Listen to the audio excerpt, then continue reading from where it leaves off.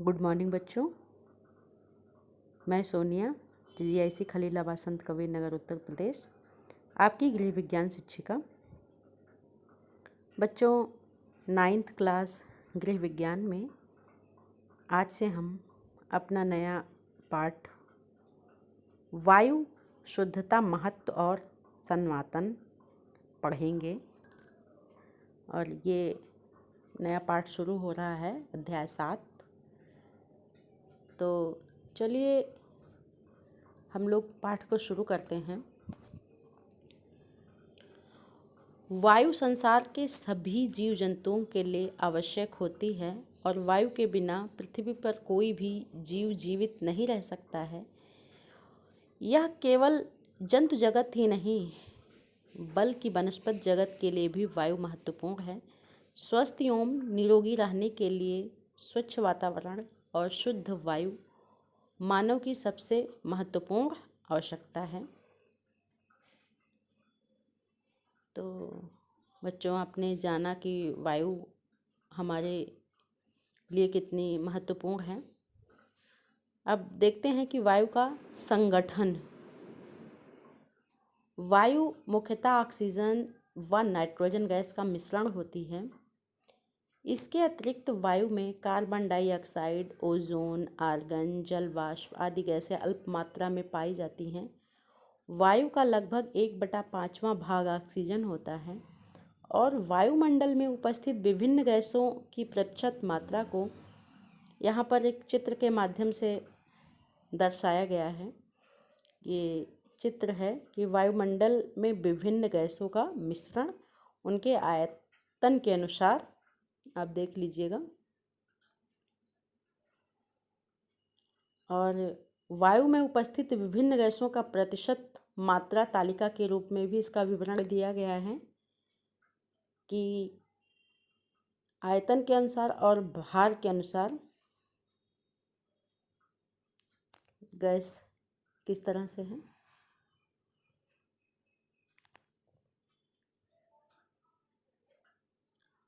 बच्चों, वायु में विद्यमान मुख्य गैसों का संक्षिप्त परिचय इस प्रकार है। इसमें आपका सबसे प्रमुख जो है वह है ऑक्सीजन। वायु में सामान्य रूप से लगभग 1/5 भाग ऑक्सीजन पाई जाती है। वायु की इस गैस को समस्त प्राणी श्वसन के लिए ग्रहण करते हैं। ऑक्सीजन एक सक्रिय गैस है जो रंगहीन, गंधहीन तथा स्वादहीन होती है और यह गैस ज्वलनशील होती है तथा वस्तुओं के जलने में सहायक होती है। और इसी गुण के कारण ऑक्सीजन वायुमंडल की गंदगी को जलाकर उसे शुद्ध बनाए रखती है।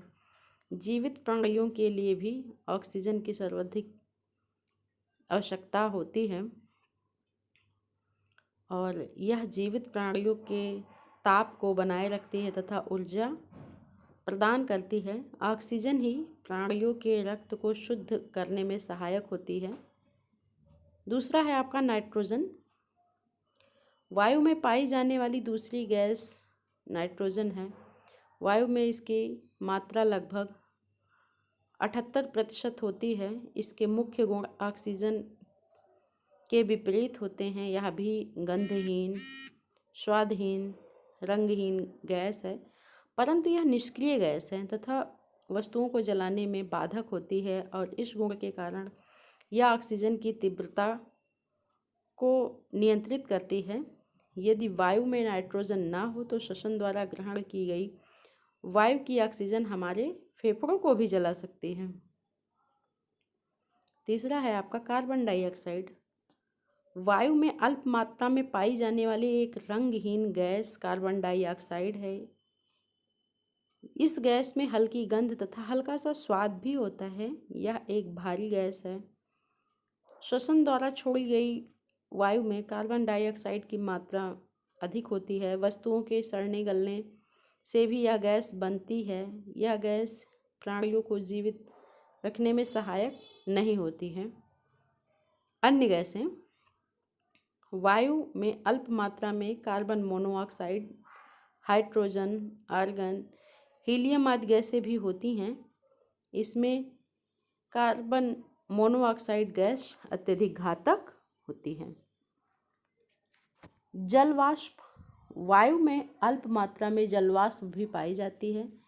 इसकी मात्रा घटती बढ़ती रहती है। यह वायु को ठंडा तथा नम बनाती है और ऑक्सीजन की तीव्रता को घटाती है। यदि वायु में जल वाष्प अधिक बढ़ जाए तो इसका प्राणियों के स्वास्थ्य पर प्रतिकूल प्रभाव पड़ता है। बच्चों, अब हम दूसरा प्रश्न पढ़ते हैं कि हमें शुद्ध वायु की आवश्यकता क्यों होती है और वायु अशुद्ध किस प्रकार से हो जाती है। तो शुद्ध वायु की आवश्यकता, वायु से श्वसन क्रिया चलती है। इस क्रिया में सभी जीव ऑक्सीजन ग्रहण करते हैं तथा कार्बन डाइऑक्साइड निकालते हैं। वास्तव में यह ऑक्सीजन शरीर के अंदर विभिन्न कोशिकाओं के भोज्य पदार्थों के ऑक्सीकरण के काम आती है। इससे ऊर्जा उत्पन्न होती है। यही ऊर्जा हमारे शरीर में विभिन्न कार्यों के लिए आवश्यक होती है।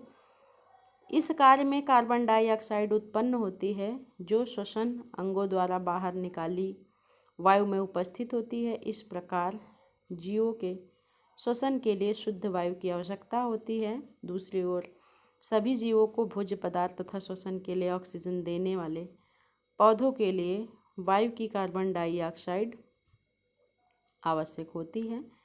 वास्तव में पौधे भोजन बनाने में कार्बन डाइऑक्साइड को प्रकाश की उपस्थिति में प्रयोग कर ऑक्सीजन छोड़ते हैं। इससे वायु शुद्ध होती है। अब हम पढ़ते हैं कि वायु के अशुद्ध होने के कारण। वायु के अशुद्ध होने के कई कारण हैं। इसमें सबसे पहला है श्वसन क्रिया द्वारा। वायु का सर्वाधिक उपयोग श्वसन क्रिया के लिए होता है। इस क्रिया में सभी जीव ऑक्सीजन का उपयोग करके कार्बन डाइऑक्साइड छोड़ते हैं और वायुमंडल में कार्बन डाइऑक्साइड की मात्रा बढ़ जाती है। वायुमंडल में कार्बन डाइऑक्साइड की मात्रा बढ़ जाने से वायु अशुद्ध हो जाती है। दूसरा है विभिन्न पदार्थों के जलने से। अनेक प्रकार के पदार्थ जैसे ईंधन, लकड़ी, कोयला, गैस, तेल आदि के जलने में ऑक्सीजन प्रयोग में आती है तथा कार्बन डाइऑक्साइड उत्पन्न होती है। इससे वायु के मिश्रण का संतुलन बिगड़ता है। जलने की क्रिया में कार्बन मोनोऑक्साइड जैसी कुछ विषैली गैसें भी उत्पन्न होती हैं। ये सभी वायु को दूषित करती हैं।